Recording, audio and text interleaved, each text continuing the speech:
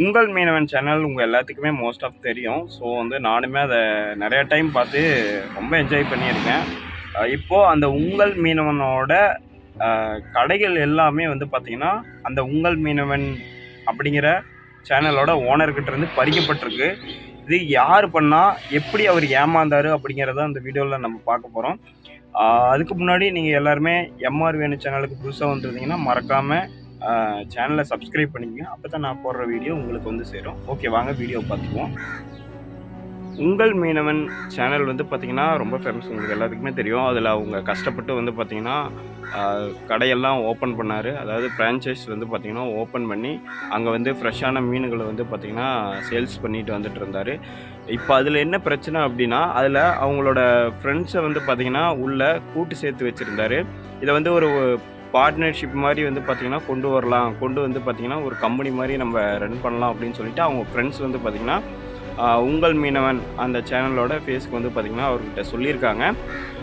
சொன்னதுக்கப்புறம் வந்து பார்த்திங்கன்னா அவரும் சரி ஓகே, நம்மளும் வந்து பார்த்திங்கன்னா ஏன் வந்து ஒரு கம்பெனியாக வந்து ரன் பண்ணக்கூடாது, ஒரு கடையாக பார்க்குறத விட ஒரு கம்பெனியாக பார்த்தா பெட்டராக இருக்குமேன்னு சொல்லிவிட்டு அவரும் வந்து சரி ஃப்ரெண்ட்ஸ் சொல்கிறாங்களே கண்டிப்பாக இது கரெக்டாக இருக்குன்னு சொல்லிவிட்டு அவரும் யோசிக்காமல் வந்து பார்த்திங்கன்னா ரெஜிஸ்டர் பண்ணிடு அப்படின்னு சொல்லிவிட்டு ஃபஸ்ட்டு வந்து பார்த்திங்கன்னா அதை கம்பெனியாக வந்து ரெஜிஸ்டர் பண்ணுறாங்க. பார்ட்னர்ஷிப் போட்டு தான் வந்து ரெஜிஸ்டர் பண்ணுறாங்க. அதில் ஒரு 4 பார்ட்னர் வந்து பார்த்திங்கன்னா உள்ளே இருக்காங்க. ஸோ 4 பார்ட்னருமே வந்து பார்த்திங்கன்னா இவருக்கு கொஞ்சம் படிக்க தெரியாது, உங்கள் மீனவனுக்கு வந்து பார்த்திங்கன்னா கொஞ்சம் படிக்க தெரியாது. ஸோ அந்த விஷயத்தை யூஸ் பண்ணி தான் வந்து பார்த்திங்கன்னா மோஸ்ட் ஆஃப் நிறையா விஷயங்களை இவங்க பண்ணியிருக்காங்க. இப்போது கடையை வந்து பார்த்திங்கன்னா ரெஜிஸ்டர் பண்ணியாச்சு.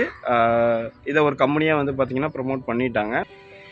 கம்பெனியாக ப்ரமோட் பண்ணதுக்கப்புறம் என்ன நடக்குது அப்படின்னா, அந்த கம்பெனியில் கணக்கு வழக்குகள் வந்து பார்த்திங்கன்னா ஸ்டார்டிங்கில் நல்லாவே வந்து பார்த்திங்கன்னா போயிட்டு இருந்தது. அதுக்கப்புறம் இடையில வந்து பார்த்திங்கன்னா சில ஆள் மாறாட்டம் வந்து பண்ணுறாங்க. ஆள் மாறாட்டம் மீன்ஸ் பொறுப்பு வந்து பார்த்திங்கன்னா வேறு ஒருத்தங்க வந்து அக்கௌண்ட்ஸ் பார்க்குற மாதிரி வந்து மாற்றி கொடுக்குறாங்க. அந்த இடத்துல இருந்து தான் வந்து பார்த்திங்கன்னா உங்கள் மீனவன் சேனலில் வந்து பார்த்திங்கன்னா நிறைய இஷ்யூ ஆச்சு. அதாவது சேனலுக்கு இல்லை, அந்த கம்பெனிக்கு இஷ்யூ ஆகுது.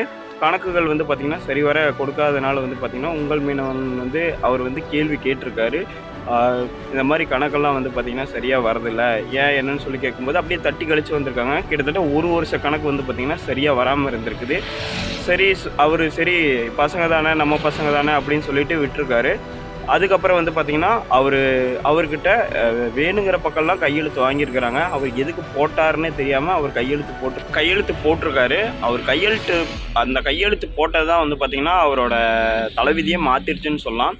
ஏன்னா கம்பெனியாக ரிஜிஸ்டர் பண்ணும்போது இதில் ஷேர் ஹோல்டர்னு உள்ளே இருப்பாங்க, அதாவது முதலீட்டாளர்கள். இந்த முதலீட்டாளர்களுக்கு இவ்வளோ பர்சன்டேஜ் அப்படின்னு சொல்லிட்டு பிரித்து கொடுப்பாங்க. அப்போது அவரோட ஃப்ரெண்டு சொல்கிறாரு, இந்த மாதிரி நீ 50% எடுத்துக்கோ, நாங்கள் மீதி இருக்கிற 50% நாங்கள் 4 பேர் ஷேர் பண்ணிக்கிறோம் அப்படின்னு சொல்லி அதை வந்து பார்த்திங்கன்னா ஷேர் பண்ணியிருக்காங்க. அவரும் சரின்னு இருந்துட்டு சரி ஓகே, நமக்கு வந்து பார்த்திங்கன்னா 50% லாபம் அதிகமாக வருதில்ல, மற்றவங்க வந்து பார்த்திங்கன்னா 4 பேர்த்துக்கு சேர்த்து 50% தானே போகுதுன்னு சரின்னு சொல்லிவிட்டு எல்லாமே ஓகேன்னு சொல்லிவிட்டு அதை ஓகே பண்ணுறாரு. கடைசியாக வந்து பார்த்திங்கன்னா உங்கள் மீனவன் அவரோட வீட்டில் வந்து அவங்க ரிலேட்டிவ் ஒருத்தர் வந்து இறந்து போகிறாரு. அது வந்து அவரை ரொம்ப பாதிச்சிருச்சு, உங்கள் மீனவனை வந்து ரொம்ப பாதிச்சிருச்சு. அதனால் அவர் ஹாஸ்பிட்டலில் போய் அட்மிட் ஆகிற அளவுக்கு இஷ்யூ ஆயிடுச்சு. அவர் ஹாஸ்பிட்டலில் போய் அட்மிட் ஆகிறாரு.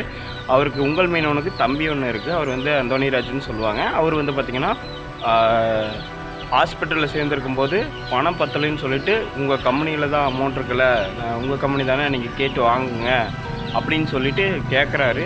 அதுக்கு அந்த கம்பெனிலேருந்து வந்து பார்த்திங்கன்னா பணம் வரல, ரெஸ்பான்ஸ் இல்லை. ஏன்னா வந்து அவன் தரணும் இவன் தரணும்னு தட்டி கழிச்சிட்டே இருந்திருக்காங்க.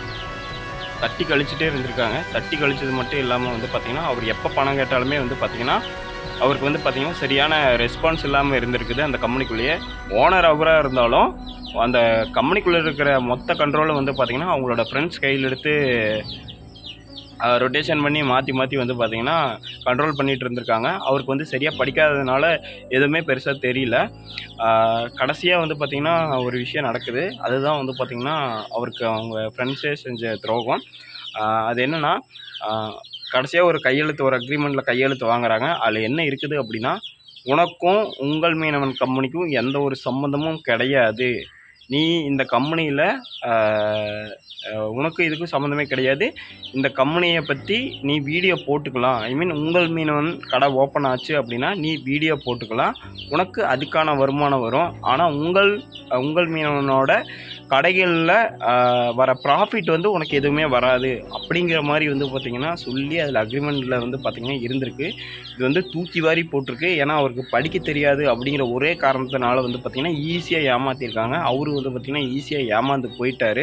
ஜஸ்ட்டு படிக்க தெரியும் அப்படிங்கிற ஒரே ஒரு நாலேஜை வச்சு வந்து பார்த்திங்கன்னா கஷ்டப்பட்டு மேலே வந்த ஒருத்தனை வந்து பார்த்திங்கன்னா அடித்து கீழே தள்ளி அவனுங்க மேலே போந்திருக்கானுங்க. ஸோ நண்பன் அப்படிங்கிறது வந்து பார்த்திங்கன்னா தோல் தட்டி தூக்கி விடுறவன் தான் நண்பன் சொல்லுவாங்க. இவனுங்க என்னடானா தோலை தட்டி விட்டு வந்து பார்த்திங்கன்னா தனக்கு காசு வருதே அப்படிங்கிற ஒரே ஒரு சுய லாபத்துக்காக வந்து பார்த்திங்கன்னா உங்கள் மீனவனை வந்து பார்த்திங்கன்னா அடித்து கீழே தள்ளியிருக்கானுங்க. கண்டிப்பாக உங்கள் மீனவன் வந்து பார்த்திங்கன்னா திரும்ப மேலே வருவார். அப்போ வந்து பார்த்திங்கன்னா அந்த மூஞ்சிங்கெல்லாம் வந்து பார்த்திங்கன்னா எப்படி அவர்கிட்ட போய் பேசுவாங்க அப்படிங்கிறது எனக்கு தெரியல. ஆனால் ஒரு நாள் கண்டிப்பாக வந்து பார்த்திங்கன்னா மேலே வருவார். நான் அதையும் சொல்லிக்கிறேன். ஸோ இதுதான் வந்து பார்த்திங்கன்னா உங்கள் மீனவனுக்கு நடந்துச்சு. இந்த மாதிரி உங்களுக்கு நடக்காமல் நீங்களும் பார்த்துக்குங்க. யாரை நம்புறது யாரை நம்பக்கூடாதுங்கிறது வந்து பார்த்திங்கன்னா நமக்கு யாருக்குமே தெரியாது. ஏன்னா கூட நல்லவங்களாட்ட தான் பழகுவாங்க. அப்புறம் பணம் வருதுன்னு தெரிஞ்சதுக்கப்புறம் அவங்க சுயரூபத்தை காட்டுவாங்க. ஸோ முடிஞ்ச அளவுக்கு வந்து பார்த்திங்கன்னா தெளிவாக இருந்துக்கோங்க. ஸோ இதுதான் வந்து பார்த்திங்கன்னா உங்கள்கிட்ட ஷேர் பண்ண வந்தேன். இந்த வீடியோ உங்களுக்கு பிடிச்சிருந்தா மறக்காமல் ஒரே ஒரு லைக் மட்டும் பண்ணிக்கோங்க. Thank you all.